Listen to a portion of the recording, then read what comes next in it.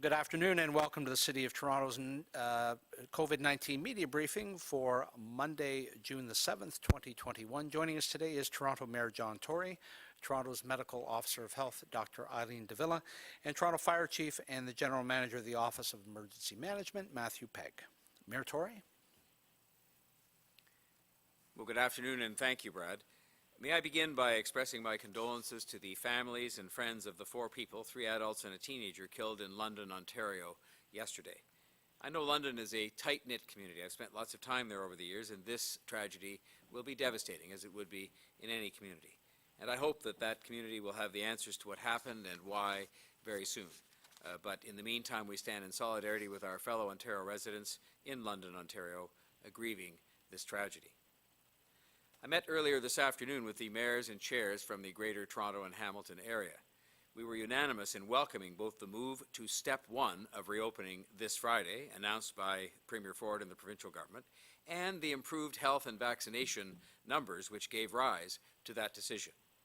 Hopefully, the long, hard fight we had to go through to get to Step 1 will remind us that this is only Step 1, and that continued caution, compliance with public health guidelines, and even more vaccinations will keep us moving forward. The mayors and chairs especially welcome the advance notice that has been given to assist businesses and people to get ready for the first stage of reopening. Here in Toronto, more than 2.3 million COVID-19 vaccine doses have now been administered by Team Toronto. We're working to make sure everyone has access to a first dose and gets that dose as soon as possible, and to make sure that everyone gets their second dose as soon as possible. I'm so proud to see the strong uptake we are seeing when it comes to different age groups, vaccinations in fact in all age groups. Getting vaccinated will help to bring this pandemic to an end and ensure that we can get back to all the things we treasure in our lives. So please get vaccinated. Get your first dose and get your second dose, and make sure your family and your friends do it too. If you need more information, you can use our VaxTO COVID-19 text line by texting the word vaccine to 1-833-750-0888. On the weekend, I heard from many people about second doses and their need for more information. We know from Dr. Davila that 700,000 people in our city alone are now eligible, as of 8 o'clock this morning, to book their second dose. Anyone 70 and older who had already received their first dose can now book their second dose. Anyone of any age who received their first dose before April 18th can now book their second dose. We want all of those eligible people to get their second dose booked and to get that in their arm, the second dose, as soon as possible. The province has set the week of July 19th as the date when people who got their first dose the week of April 19th to May 9th can book their second dose, but they've been clear that that date may come earlier based on supply. I join with my colleagues once again, the mayors and chairs from across the GTHA, in encouraging the federal and provincial governments to consider once again allocating additional vaccines to hotspot areas in the province, including the GTHA, so as to allow us to better contain the Delta variant. Full vaccination, namely 2 doses, is more effective in containing the Delta variant, which poses more of a risk in these hotspot areas. We have made such progress in getting people their first doses in our hottest hotspots and across the city, thanks to additional supplies of vaccine that were made available to us. Now, we need to make sure that we can get the second doses into arms as quickly as possible, and it will require similar consideration when it comes to the allocation of vaccines to hotspot areas. As vaccine levels help us get to stage 1, it also allows for summer camps. City staff have been working to make sure that we, as a city, can offer safe summer day camp programs this year. I'm very pleased and very proud to announce that registration will open for Summer Camp TO starting tomorrow, June 8th at 8 a.m. Summer Camp TO programming will be offered across Toronto beginning on July 5th, running through until August 27th. The city will be offering traditional day camp experiences, including dance, drama, music, arts and crafts, and active games for children between the ages of 4 and 12 at approximately 160 locations across the city. Adapted and inclusive programs for participants with differing abilities will also be available. New this year, the city will be offering Camp TO Plus, in-person specialty camps at community centers and museums, which will be offering specialized programs in French, immersion, arts, creative writing, nature, and science. I'm really pleased that in addition to these new specialty Camp TO programs, we've been able to expand Camp TO for campers aged 4 and 5 this year. We want to ensure that, especially after the experience many of them have been through over the past year or so, Toronto children can have a safe and fun camp experience while making new friends and happy memories this summer. All summer Camp TO programs will follow provincial health guidelines for day camps, thanks to the work of our public health staff as well as parks and recreation staff. They've worked very hard to make sure these camps can be safe in all respects. These guidelines include, on the health side, physical distancing, daily health screening, wearing masks, cohorting, and enhanced facility cleaning. Each camp group will stay together for the entire week and will not interact with other camper groups. Caregivers will receive a phone call prior to camp start to review procedures and to do a pre-camp health check.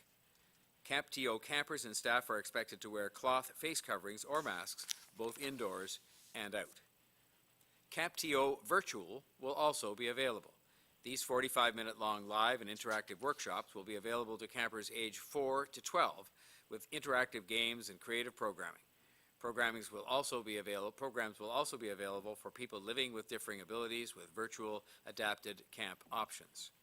In total, this summer, the city will offer more than 35,000 spaces for Camp TO, including adapted programs, virtual workshops, and Camp TO Plus. And the other great news in all of this is that more than 1,000 people will be employed to support Summer Camp TO. This includes returning staff and newly recruited young people hired earlier this year as part of our summer job recruitment efforts. The quickest and easiest way to register for Summer Camp TO and Camp TO Virtual is online at efun.toronto.ca. Phone registration will also be available at 416-396-7378, and 5 community center locations will be open tomorrow for in-person registration support. Locations and hours are available at toronto.ca/CampTO. I'm also excited to announce the launch of Park Fit TO, a new pilot initiative offering residents outdoor fitness programming. The city remains committed to finding ways for Torontonians to stay outside, to be outside, to socialize, and to enjoy our parks this summer. Our parks were built for all residents of the City of Toronto to enjoy. The City of Toronto will offer outdoor drop-in fitness workouts, as well as weekly outdoor group fitness and walking programs. In order to facilitate drop-in workouts, a number of the city's recreation centers will move fitness center and weight room equipment outdoors to parks and spaces adjacent to those community centers. Park Fit TO will operate starting this weekend through until September and will follow public health guidelines to ensure the safe, healthy participation of those who sign up. The city is providing both free and affordable paid options for individual and instructional group fitness with registration starting tomorrow. More information about Park Fit TO is available at www.toronto.ca/parkfitto. We are also working to help gyms. In recognition of the increased need for exercise and to assist businesses so impacted by COVID-19 to date, commercial permits for private businesses who want to offer outdoor fitness, yoga, or martial arts classes in park spaces will be available free of charge this summer. The permits will be available free of charge. I will be bringing a motion to the City Council this week to waive the permit fees from now until October 3rd. And this gives both the people who want to take part in these classes as well as the businesses who have been so hard hit these past number of months a chance to do it without the financial burden of having to get a permit from the city or pay for a permit from the city. The permits that they will get, permit holders will be required to comply with current provincial restrictions, including gathering limits and restrictions around amplified sound. We are waiving these fees to encourage people to get these permits so we can manage the space so they can confidently plan outdoor classes and to be of some assistance to these businesses. City crews are also working to open all water fountains in the parks. We have more than 700 water fountains in the city, and ones not attached to public washrooms have been closed throughout the pandemic based on public health advice. Toronto Public Health has now advised our parks officials that they can proceed to open fountains with a risk mitigation approach that includes signage nearby those water fountains. I want to thank city staff for working together to find a way to open these fountains. We are working to make sure that it's a great summer for Torontonians, for all people, for kids and for kids of all ages, as they would say, right across the city.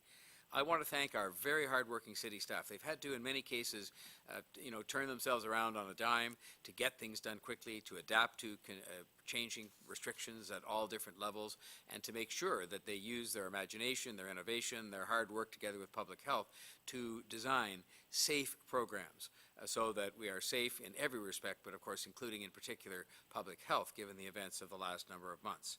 These are programs that I believe will make a real difference in people's lives as we all work to bring the pandemic to an end. It's now time for Dr. Davila's report for today. Thank you, Mayor Tory, and good afternoon. Today, I'm reporting 3 days of data, so 394 new cases of COVID-19. That's a daily average of 131 new cases. 713 people are in hospital, 211 people are in the ICU. And I'm saddened to report 15 deaths today. June is a week old, and I've reported to you a total of 42 lives lost. While our own prospects are brighter, this is a reminder that COVID-19 is still something to be taken seriously, and how getting vaccinated is our best protection from it. As of this morning, more access than ever is open to people seeking to book their second vaccination. It could not come at a more important time. All indicators have changed significantly since the peak of this wave. It is good news for all of us that access to second dose booking has expanded as of this morning so that people can complete their vaccinations and be fully protected. As the Chief will tell you in his upcoming remarks, we understand that already we are seeing a brisk response to the increased access in terms of people trying to book. Overall, getting vaccinated has never been more important, and we have more options than we've ever had in this extraordinary vaccination campaign. This is important because for most of the pandemic, I've tried to persuade you that to prevent the spread of COVID-19, we needed to keep apart as much as possible. Now, we are in a position where we have to come together around the common need to be vaccinated. Overall, there is an impressive performance by Toronto. More than 70% of people 18 and older have had a first dose. In the ages between 60 and 79, vaccination rates for the first doses are approaching 80%. That's what we want to see, and I would like to see this number increase as much as possible. We need to get the first dose delivery further ahead and work hard to complete the all-important second doses during the summer, especially in hotspots, those areas of the city that have been hit hardest by COVID-19 and continue to experience higher levels of disease activity. The booking process may at times require patience with so many people trying to schedule their vaccinations at the same time. I can assure you, everybody involved in delivering those vaccinations wants to get it done for you as much as you want to have it settled. Making this even more important is today's announcement that as of this Friday, the province will move into Step 1 on its roadmap to reopening. A huge number of people in Toronto have shown resounding commitment and motivation to getting us to where we want to be. And so long as that continues, we are on the right path out of the pandemic. With that, I'll now hand it over to Chief Pegg to deliver his remarks. Thank you, Dr. Davila, and good afternoon. With more than 2.3 million doses of COVID-19 vaccine administered thus far in Toronto, more than 70% of adults over the age of 18 have received their first dose of vaccine. Between 8 o'clock this morning and 1 o'clock this afternoon, 55,992 appointments have been successfully booked in city-operated clinics. Thank you to everyone who has and continues to support this important effort, and to everyone who has made the effort to get their vaccine. Everyone who is 12 years of age or older is eligible to be vaccinated against COVID-19. Also, as of 8 o'clock this morning, anyone 70 years of age or older, along with anyone who received their first dose of either the Pfizer or Moderna vaccine on or before April 18th, are now eligible to receive their second dose of vaccine. As a reminder, we administer the Pfizer vaccine in all 9 city-operated vaccine clinics. Anyone in either of these groups who wishes to take advantage of the accelerated second dose eligibility can do so by accessing the provincial booking system via toronto.ca/COVID-19. The provincial booking system has been updated with a clear and intuitive process for booking an earlier second dose of vaccine online. If you prefer to either book, accelerate, or reschedule your appointment by phone, you can do so by calling the provincial call center at 1-833-943-3900. I am pleased that we were able to open more than 10,000 additional appointments in city-operated clinics for this week, which have been booked up very quickly. As of this morning, there were only 100 appointments available in city-operated vaccine clinics for the remainder of this week. Based on current vaccine allocations, our clinics are also nearly fully booked for the week of June 14th, although there are still appointments available for the weeks of June 21 and June 28. Between today and July the 4th, based on current vaccine allocations, and as of early this afternoon, there are approximately 14,000 appointments available in city-operated vaccine clinics.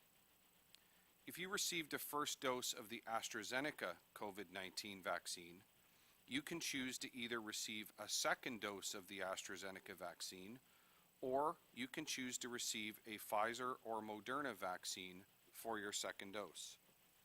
You will be eligible to receive your second dose at the recommended 12-week interval. If you would like a second dose of AstraZeneca, you can book your appointment by contacting the pharmacy or primary care provider where you received your first dose. If you wish to receive a Pfizer or Moderna vaccine as your second dose, you can schedule your second dose appointment at a participating pharmacy, or as of this morning, you can also book your second dose through the provincial booking system. All of these options are safe, provide strong protection against COVID-19, and will count as a completed series, meaning that you will be fully vaccinated.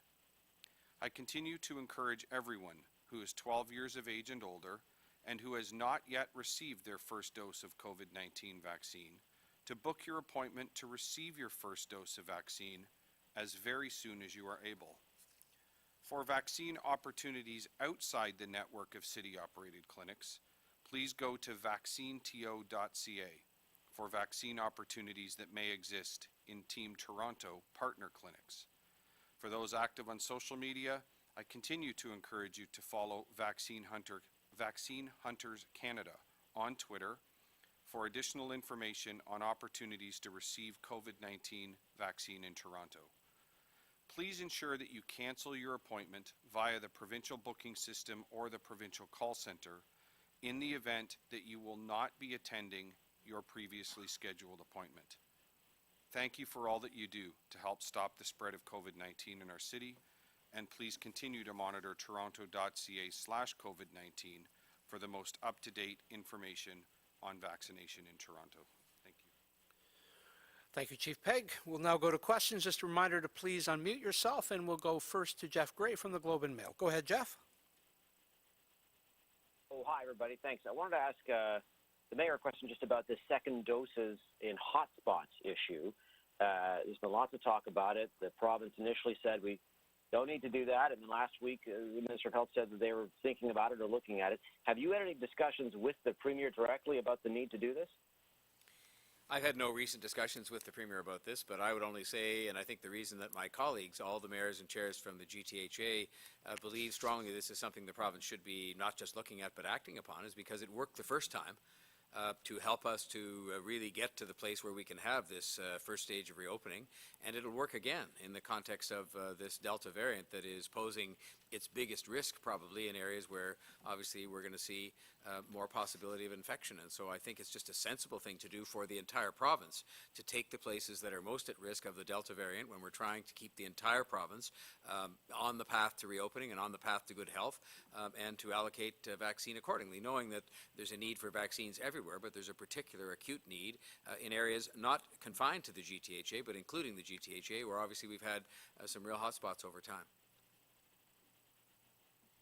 And to follow up, I guess, do you plan to bring it up with the Premier? And is it frustrating that, again, as you say, they did it the first time. There seems to be a consensus about the need to do it again, and it's taking, they're taking their time making the decision. I will just say that I know that there are discussions taking place at their scientific tables about this, and I'm confident, just based on what I've heard from our own experts, that they will reach the same conclusion. There's been enough said about this to make me confident that this is the right thing to do. It is the right thing to do for the whole province to stem the growth in the Delta variant, and to keep people healthy and to help those most at risk. And so I think it's just the right thing to do. So I'm not impatient about it, but the sooner we start to do those kinds of things to ramp up our efforts in those communities, and to do what we did successfully once before with an increased supply, I think the better the results will be in terms of keeping us on the right path to ending the pandemic. Thank you. We'll go next to David Ryder from the Toronto Star. Go ahead, Dave. Hi there. Question, I think, for both Mayor Tory and Dr. Davila is that in the past, we've kind of gone through this before where the province says we're ready to reopen. You guys have said we support it. And then later on, experts have said one of the reasons we keep having wave after wave is that we reopen too quickly. So I'm just wondering what this time is guaranteeing to you that, in fact, we are ready to reopen and that this is not going to hasten more cases and possibly a fourth wave. So, David, thanks for the question. I think what we can say here is that the province has put out a detailed plan for reopening that has a very methodical approach, and it takes into consideration a number of important factors. First, it takes into consideration vaccination coverage, which is something different this time around, and it's a significant difference relative to our previous experiences. I think the other thing that's really important here as well is that it emphasizes the reopening plan emphasizes the use of outdoor spaces first, which is in keeping with the science around what are lower risk opportunities for people to increase interaction and to restore some of those activities that we've been missing so much for a very long period of time, but still does so in a way that's as safe as is possible. And I think finally, my observation is that the people of Toronto and arguably the rest of the province have had the opportunity to really understand, what behaviors, what self-protective measures they can take to help reduce the risk of ongoing transmission while we continue with vaccination efforts, which of course we can't emphasize enough as an important part of the reopening plan. So I think when I look at all of these things together, and hopefully we'll have that opportunity to continue to monitor as we approach step one and move into step one. We can take the time, observe, make sure that those mitigating features that I've just described are actually having the desired impact in terms of reducing ongoing transmission before proceeding to the next step. I think following that very methodical approach is a good thing, and something that we're going to continue to speak to our provincial partners with over the weeks to come. I don't know whether the Mayor has anything further to add to that.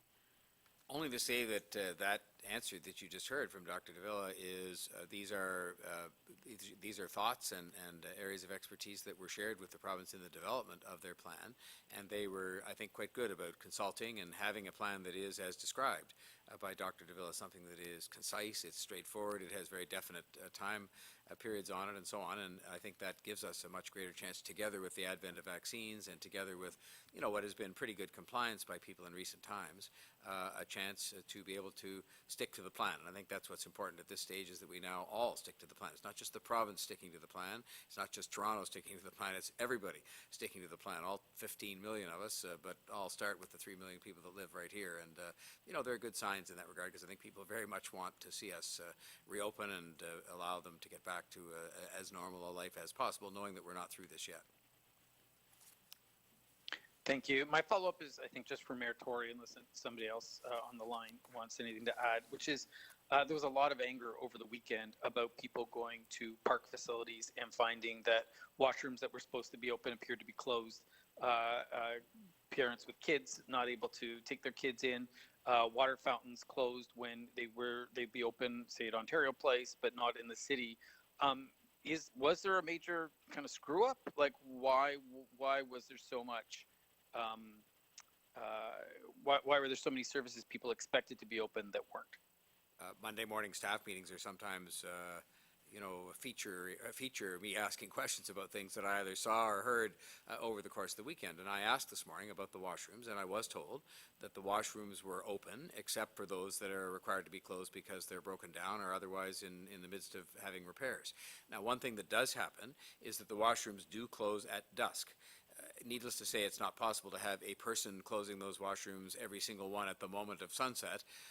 So there are people that are on a shift, so some will close slightly earlier than that, some will close slightly later. But the bottom line is that I was told this morning that the washrooms were open, except for those that were in a state of getting repaired. I will also say, with respect to the water fountains, I dealt with that in my remarks. The water fountains were closed or not operating, subject to some public health guidelines that were in place that were thought to be wise in the context of a pandemic. We're just now hearing the announcement that we're ready in 5 days to move to stage one. And so it's not as if this thing's been over for weeks.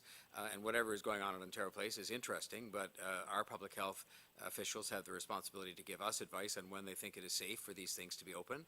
They've now given us that advice, and the water fountains will be open. And I'm sorry, because it was a very hot day on the weekend, that people didn't have access to those water fountains, but I think it's much more important when they have access to them. It is safe, and there will be signage put up now to make sure it remains safe even when they're open. But I think we're doing our very best to make sure we maintain that balance between the convenience that people expect from a wide variety of city facilities and services and public health, which we don't want to slide backwards. We want to make sure we keep moving forward. Okay, thank you, Mayor Tory. We'll go next to Jane Stevenson from the Toronto Sun. Go ahead, Jane. Hi, Dave just asked the question about water fountains, so I'll proceed to my next question for Dr. DeVille, if I may, about the Delta variant. Doctor, can you talk a little bit about your concerns with that specific variant, and are you confident in the efficacy of the three vaccines we've been talking about today in fighting against that variant? So thanks, Jane. Certainly the Delta variant has been the subject of much discussion, as you can imagine, in public health circles all around the world.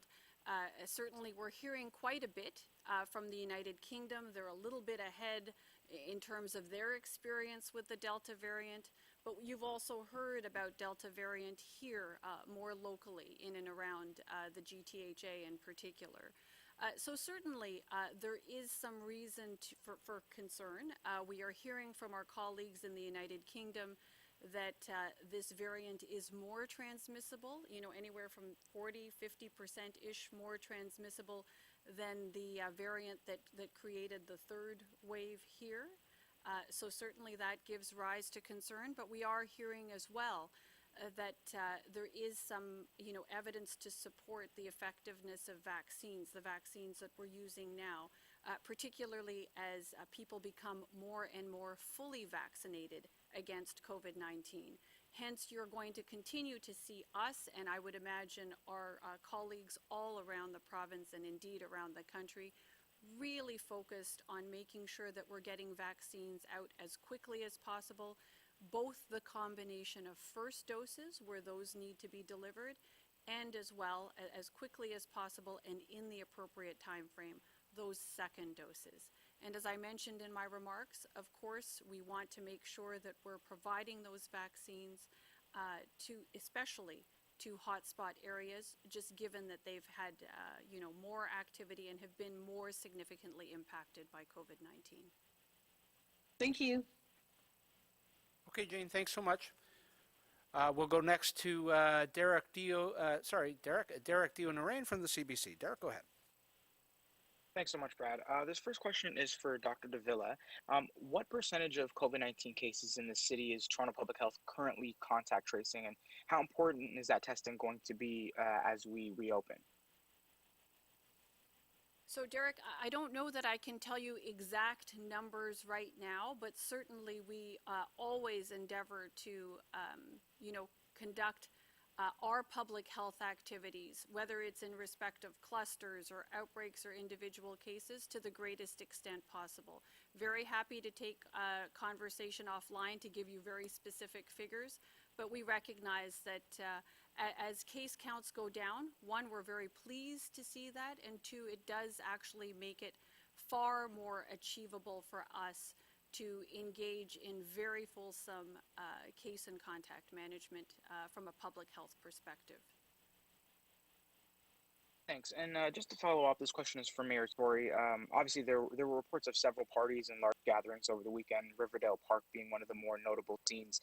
Residents are expressing frustration with people, leaving garbage or urinating on their properties. They're just wondering if there's more that the city and perhaps maybe even police can do to prevent this kind of behavior.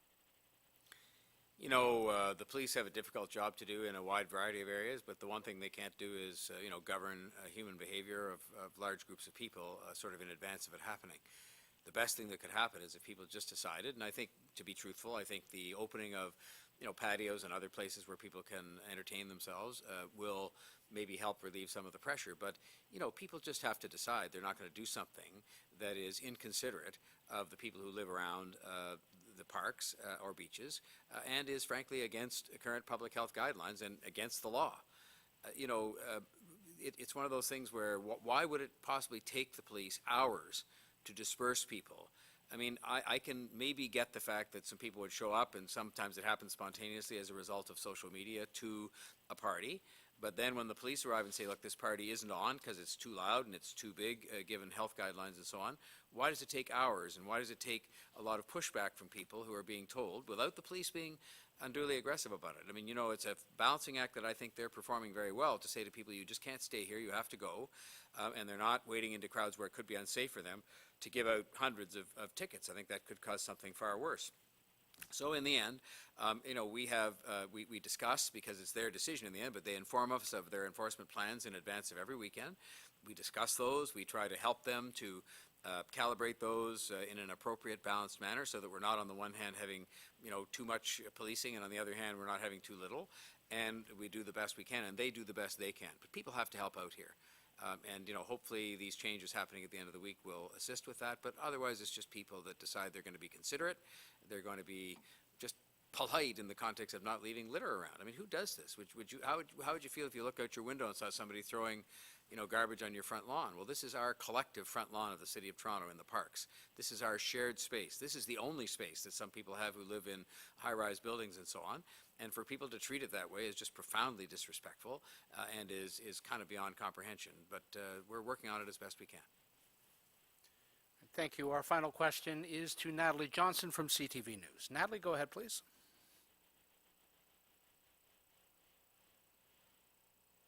Just have to unmute yourself, Natalie. There you go. Hi there. Question for Dr. Davila. As things slowly begin to reopen and vaccines are much more available, employers are starting to think about public health measures that will come along with employees returning to the office. There seems to be a relative amount of legal consensus that employers can choose to require their employees to be vaccinated, with a few exceptions relating to medical or religious grounds. I'm just wondering, from your medical perspective, do you think that a requirement that employees be vaccinated is a smart public health measure as things begin to return to normal? So Natalie, I think this is a question that a lot of people are asking, and I think I'm trying to take a page from the mayor's book and not engage in legal discussion, given that, I don't recommend that you take your legal advice from a physician. But I will say this. We are certainly, as a public health community, assessing this very question. You can well imagine that this is a subject of a great deal of interest. And I know that our federal and provincial counterparts are also having active discussion in this regard. For now, from my perspective, what we're doing is doing our very best to encourage people to get vaccinated as the best method by which to protect themselves and everybody else around them. We're actually witnessing the impact of vaccines right now in front of us. That's what's allowing us to proceed forward with reopening and with, starting to get back certain aspects of our lives that we've missed for so long. Hence, I think there are really good reasons for people to go out and get vaccinated as soon as they can, and you're going to continue to see me encourage people to do that. Okay, thanks very much. Okay, Natalie, thank you, and thank you all for joining us. That concludes today's briefing. Our next scheduled briefing will be this Wednesday, June the 9th. Stay well.